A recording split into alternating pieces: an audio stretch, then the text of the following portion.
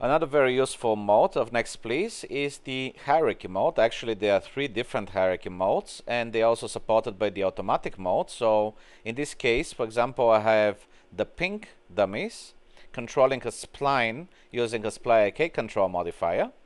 And if I select any of these dummies and use the arrow keys, you'll see that NEXTPLEASE detects that these dummies are part of a spline IK chain and navigates only through them without jumping to the other dummies that are not part of the spline IK. The spline IK mode is the highest mode of the hierarchies and overrides in automatic mode any of the other options. For example, if we would switch to object class, in that case we would be able to navigate through all the dummies in the scene. But in automatic mode it switches to spline IK as soon as it sees a helper that is controlling a spline. This way we can quickly tweak the nodes of a spline by just using the arrow keys to go to the next dummy and just reposition the nodes. Another mode of the hierarchy set of options is the siblings.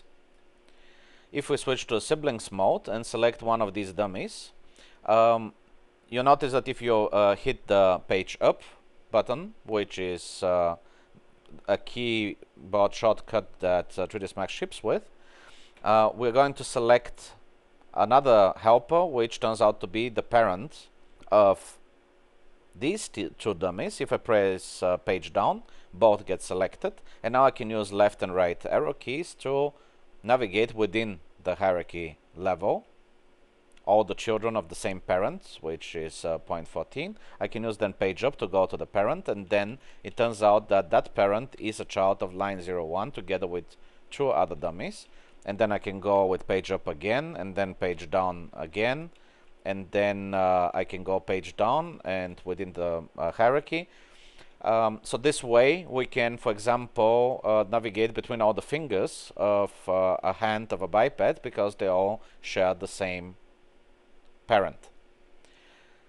And there is a third hierarchy mode, which is the hierarchy depth, and is very useful in the case of the biped, since the biped is symmetrical and it has left and right hand fingers at the same hierarchy depth.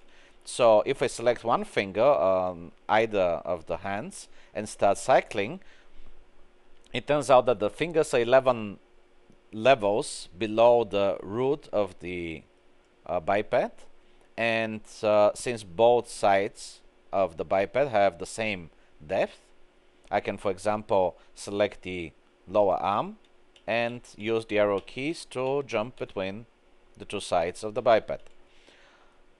If I select the upper arm, the level 8 of the hierarchy depth turns out to be the same for the upper arms and for the toes. So in that case it's jumping between more bones, and we can see all the bones on the list and select them all if we want. So using the hierarchy modes is very easy to navigate not only up and down a hierarchy, which is already a function of 3ds Max, but also within the hierarchy, staying at the same level or staying at the same children of a single parent.